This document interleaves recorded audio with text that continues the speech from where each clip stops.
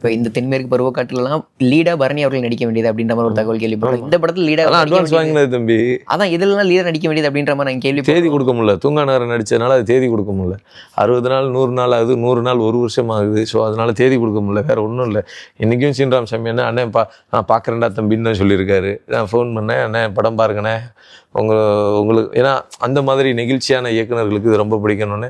சீனிராம் சாமி தம்பி நான் பார்த்துறேன், நான் கண்டிப்பாக பார்த்துறேன் தம்பி அப்படின்னாரு. ஸோ தேதி கொடுக்க முடியல. வேற என்ன படங்கள் மிஸ் ஆச்சு அந்த டைம்ல இந்த மாதிரி லீடா பண்ண நல்ல நல்ல கதை? என்னென்ன படம்? மைனா, தென்மேற்கு பருவக்காற்று.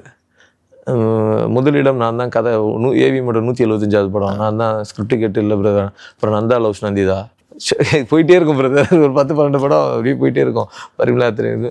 அது எல்லாமே அமையாமல் ஒரு, அதான் சொல்கிறது, சினிமா ஒரு மாதிரியானது. ஓகே. இப்போ தென்மேற்கு பருவக்காற்று, மைனாலாம் இன்னொருத்தவங்களுக்கு ஒரு பிரேக் த்ரூவா கெரியர் அமைச்சு கொடுத்துருக்கு. அப்படிங்கும்போது அந்த படங்களை நம்ம மிஸ் பண்ணிட்டோம். அப்படிங்கும்போது அந்த வருத்தம் உங்களை போட்டு ரொம்ப ப்ரெஷர் ஆக்கா? அதெல்லாம் யோசிக்க வைக்க? அதெல்லாம் வருத்தம்லாம் கிடையாது. என்னன்னா நம்மளோட மூத்தவங்க, நமக்கு முன்னாடியே சினிமாவுக்கு வந்தவங்க.